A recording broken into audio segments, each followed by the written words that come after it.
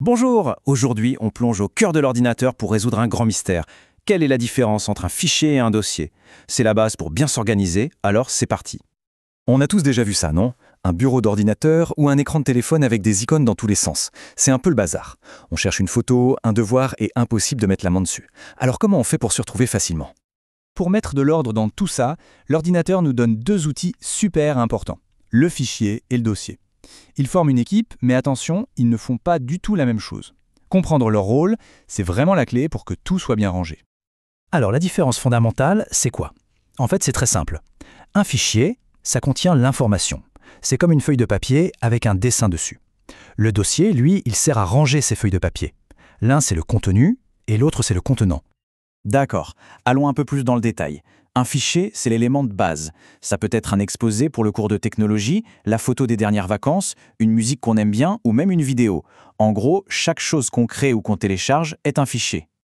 Et le dossier, alors? Eh bien, il faut l'imaginer comme une boîte, un tiroir ou un classeur. Son seul et unique but, c'est de nous aider à classer et à organiser tous nos fichiers pour qu'ils ne se mélangent pas. Un dossier, c'est un outil de rangement, tout simplement. Bon, maintenant, le plus important, c'est de voir comment tout ça fonctionne ensemble. Pour bien se représenter les choses, on va utiliser une analogie toute simple. Imaginons que l'ordinateur est une très grande armoire de classement. L'armoire, ce serait notre dossier principal. À l'intérieur, on peut avoir des étagères. Ces étagères, ce sont en fait des sous-dossiers. Sur ces étagères, on peut mettre des classeurs, qui sont d'autres sous-dossiers. Et enfin, dans les classeurs, on place nos documents, qui sont, vous l'avez compris, nos fichiers. Ce système de dossiers à l'intérieur d'autres dossiers, ça permet de créer un chemin logique pour retrouver n'importe quoi. Chaque chose a sa place, et chaque place est facile à trouver. Allez, on va suivre un chemin ensemble pour voir comment ça marche concrètement. Imaginons qu'on chance une image précise. Première étape, on ouvre le dossier principal. Ici, c'est notre armoire jaune. Un double clic et on est dedans. Dans l'armoire, plusieurs étagères apparaissent. L'image qu'on cherche est dans l'étagère rose. C'est la deuxième étape.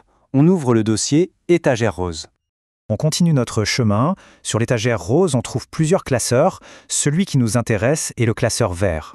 On l'ouvre aussi. Et voilà. À l'intérieur du classeur vert se trouve enfin notre fichier image.jpg. Ce chemin complet, de l'armoire jusqu'à l'image, c'est ce qu'on appelle une arborescence, un peu comme les branches d'un arbre qui se divisent encore et encore. Maintenant qu'on sait où trouver les fichiers, comment les reconnaître?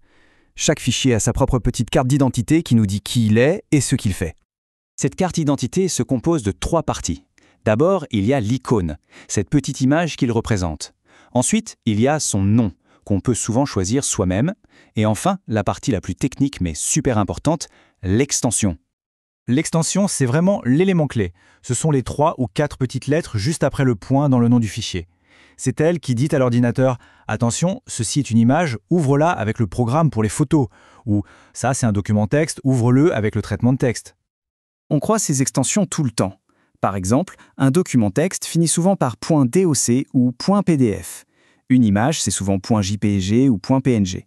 Pour la musique, l'incontournable, c'est le .mp3. Et pour les vidéos, on trouve beaucoup de .mp4. Rien qu'en repérant ces extensions, on peut déjà comprendre à quel type de fichier on a affaire. Et attention, voici une différence majeure. Un dossier, lui, n'a que 2 choses. Une icône, souvent jaune, et un nom. Il n'a jamais d'extension. Et pourquoi? Tout simplement parce qu'un dossier n'est qu'un contenant, ce n'est pas un type de contenu, c'est juste une boîte.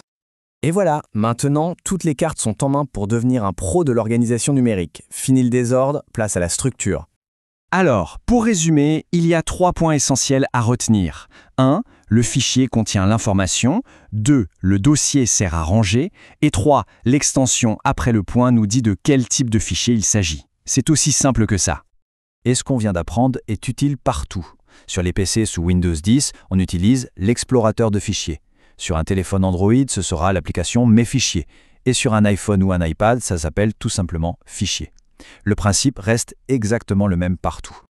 La prochaine fois en salle de technologie, ce sera le moment de créer des dossiers pour les travaux, de nommer les fichiers correctement et de tout retrouver en un clin d'œil. L'organisation, c'est vraiment à la portée de tous. Le défi maintenant, c'est de commencer à mettre de l'ordre.